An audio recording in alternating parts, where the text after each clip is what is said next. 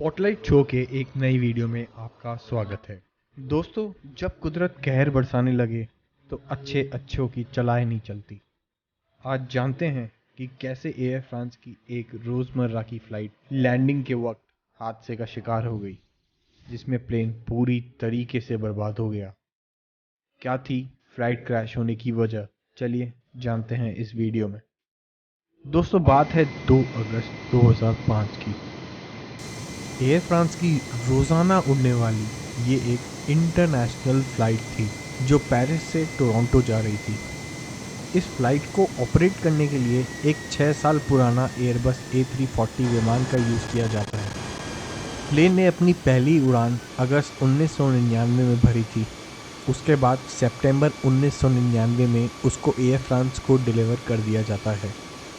Plane के captain, जिसे pilot in command भी बोला जा सकता है, वो 57 वर्षीय एलन आर थे।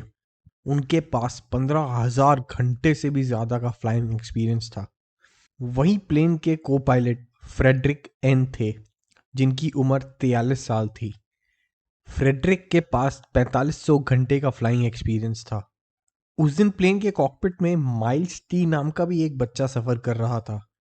माइल्स एयर फ्रांस के एक एम्प्लॉय का बेटा था। उस दिन प्लेन में 297 पैसेंजर्स थे और 12 क्रू मेंबर्स भी थे। पैसेंजर्स में कई लोग बिजनेसमैन थे, वहीं कुछ पैसेंजर स्टूडेंट्स भी थे और कई लोग कनाडा वेकेशन पे जा रहे थे। कुछ घंटे की नॉर्मल उड़ान भरने के बाद flight 358 Toronto Pearson international airport पर लैंडिंग की तैयारी चालू कर देता है। लेकिन अचानक कुछ ही समय में टोरंटो एयरपोर्ट पर मौसम बहुत बिगड़ जाता है। एयरपोर्ट पे तेज़ हवाएं चलने लगती हैं, जिसके साथ भारी बारिश भी शुरू हो जाती है। प्लेन में जो वेदर रडार लगा होता है वो अचानक पायलट को ये दिखाता है कि एयरपोर्ट के आसपास थंडरस्टॉर्म आने वाला है। मौसम के काफ़ी ख़राब होने पर airport authorities red alert declare कर देती है। अब ये रेड अलर्ट क्या होता है? रेड अलर्ट डिक्लेयर करने से ग्राउंड क्रू को बाहर प्लेन के आसपास काम करना सख्त मना होता है, क्योंकि प्लेन के आसपास काम करने से उन्हें बिजली का झटका लगने का खतरा रहता है। जब मौसम कुछ ज़्यादा ही ख़राब होने लगा तो टोरंटो के एयर ट्रैफिक कंट्रोलर ने फ्लाइट 358 को कुछ देर के लिए होल्डिंग पैटर्न में रहने को कहा। कुछ मिनट गुजर जाने के बाद जब एयरपोर्ट के आसपास मौसम थोड़ा सही होने लगा तो फ्लाइट 358 को एयरपोर्ट पर लैंड करने की परमिशन मिल जाती है। प्लेन को एयरपोर्ट पर लैंड कराने के लिए फर्स्ट ऑफिसर प्लेन का पूरा कंट्रोल अपने हाथों में ले लेता है। दूसरी तरफ प्लेन के कैप्टन का काम एयर ट्रैफिक कंट्रोलर से बातें करना होता है। एयरपोर्ट के नज़दीक पहुंच के फर्स्ट ऑफिसर फ्लैप 2 पर रखने को कहता है, जिस पर रिस्पॉन्ड करते हुए कैप्टन प्लेन को फ्लैप्स 2 पर रख देते हैं। जैसे ही प्लेन रनवे के पास आ जाता है, फर्स्ट ऑफिसर कैप्टन को गियर डाउन करने को बोलते हैं, जिसके तुरंत बाद कैप्टन प्लेन का गियर डाउन भी कर देते हैं। को पायलट जैसे ही लैंडिंग के लिए तैयार होते हैं, वैसे ही वो ऑटो लैंड और ऑटो थ्रॉटल भी ऑफ कर देते हैं, जिससे पूरी तरह से प्लेन का कंट्रोल उनके हाथ में आ जाता है। Toronto air traffic control flight 358 को रनवे 24L पर उतरने को बोलता है। उसी के साथ पायलट्स को वार्न भी किया जाता है कि उनसे पहले रनवे 24L पर जिस प्लेन ने लैंड किया था, उस प्लेन के पायलट ने कहा था कि रनवे पर पानी होने के कारण ब्रेक मुश्किल से लग रहा है।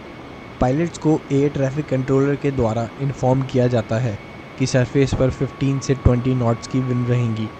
फ्लाइट के कैप्टन ने को पायलट को इन्फॉर्म करते वक्त फिर से याद दिलाया कि रनवे पर ब्रेकिंग एक्शन बिल्कुल भी अच्छा नहीं है।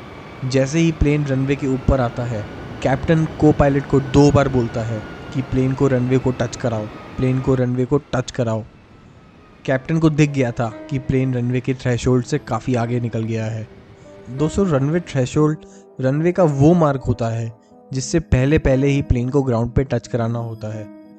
को पायलट ने इस मार्क से काफ़ी आगे प्लेन को लैंड कराया, जिसके बाद फ्लाइट 358 ने रनवे को ओवरशॉट कर दिया और सीधा जाकर रनवे के आगे एक गड्ढे में गिर गई। 200 सारे पैसेंजर्स और क्रू को सक्सेसफुली प्लेन से एवैक्यूएट कर लिया जाता है। 20 लोग को सीरियस इंजरीज हो जाती है, लेकिन खुशकिस्मती से किसी की भी जान नहीं जाती। ये इतिहास में पहली बार था कि एक A340 विमान का एक्सीडेंट हुआ हो। इससे पहले 14 साल तक कभी भी A340 में कोई एक्सीडेंट नहीं हुआ था।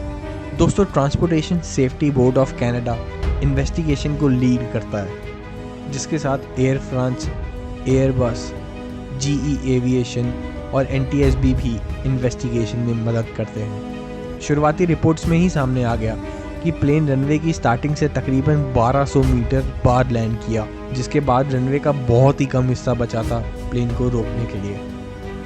इसी के साथ पायलट ने रिवर्स थ्रस्ट भी प्लेन टचडाउन होने के 17 सेकंड बाद एक्टिवेट किया, जिससे प्लेन को पहले ही रोका जा सकता था।